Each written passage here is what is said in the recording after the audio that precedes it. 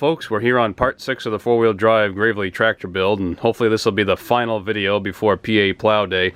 Getting down to the nitty gritty here. We got about a week and a couple days left, if that. So this morning I started welding up my hydraulic reservoir and steering wheel mount, steering column mount. I got all my parts in for hydraulics, so I was able to get the ports all welded in real nice like. I do have to pressure test this still once I get the top capped off. And I also changed over my welder to solid core wire with argon CO2 gas. That way I can get a better weld that's a lot cleaner versus the flux core that I usually run in it. And I also started on the 3-point hitch the past week. I get quite a bit on that built up now. The arms, I just finished tacking the little ball ends to it. I have my piston mount done and my rock shaft that's coming together. Once again, everything's just tacked up right now for the sake of fitting it.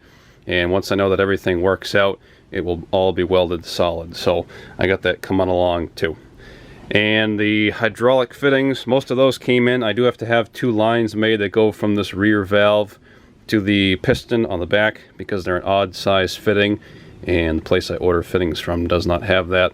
And we also have to make some mounts for these hydraulic hose holders in terms of here before they go back to the reservoir, and some up front by the dash also. So still quite a bit of work to do, but I think we can just get by and get the thing done.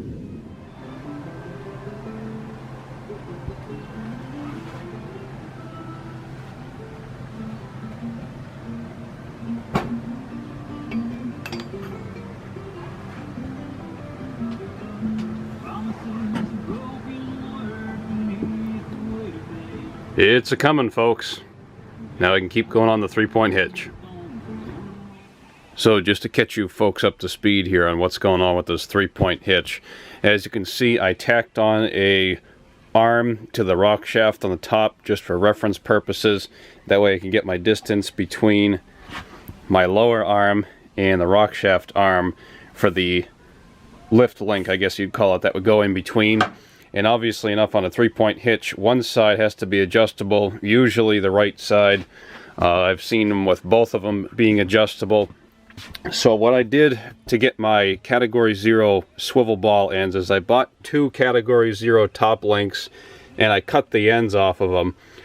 So it's not going to be a complete waste, because of what I'm doing is I'm cutting down my top links.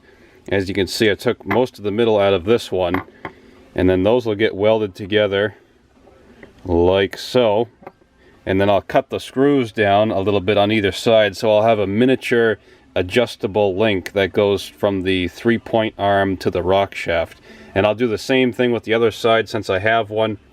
I already bent up my brackets. I made a little jig in the vise, heated them with the torch, bent them around, and then drilled the hole straight through so everything's nice and even. I'm not going to worry about putting swivels on these, because for what it is, I don't think it's going to need it. So I just have to finish cutting down these screws here, and then I'll be able to weld everything up and thread them back in. And there you have it. That gives us a nice little lift link to work with, and I have plenty of travel room to either side of the screw. As you can see, the lines there are where I have to be for the rock shaft arm and the 3-point arm to be level or even with each other. So I have plenty of playing room on either side of that. So we might as well take this pile of parts and do the same thing.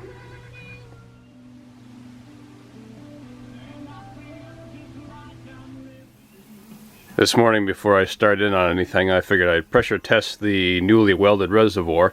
So I've got the compressor line going into it, and there's a little over 40 pounds of pressure getting pushed into it right now. And so far the only thing that's leaking is the fill plug, which I didn't Teflon tape.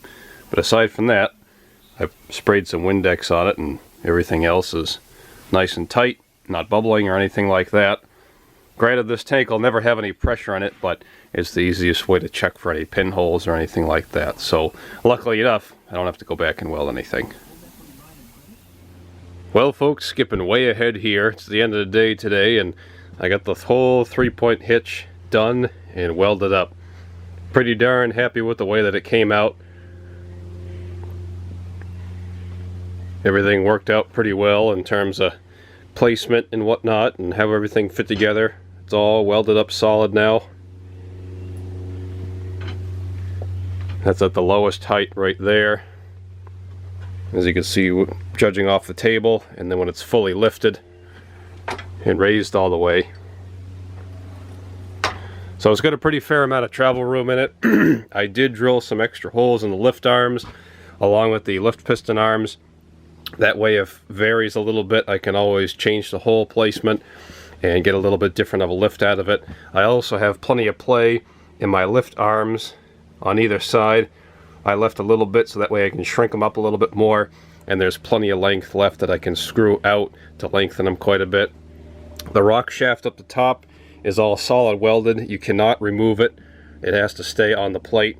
I do have 2 grease fittings that I tack welded into the locking collars. The threads weren't the same. I didn't think about re-drilling and tapping them till afterwards, so just a little tack weld, and I have greasable fittings up there now. Piston mount worked out pretty slick. Last thing I have to do is drill and tap for pins on the bottom main pin here for the piston, and then that'll be all set and squared away. I also have it braced from the back. I added a couple axle housing braces, which should be more than enough, because if I break those, then I'm doing way too much with the tractor. So tomorrow I'm going to be going to the hydraulic shop, and I measured out for hoses to run from my hydraulic lift valve down to the piston, and then I'll be able to get those squared away and mounted. Reservoir is mounted as you guys saw.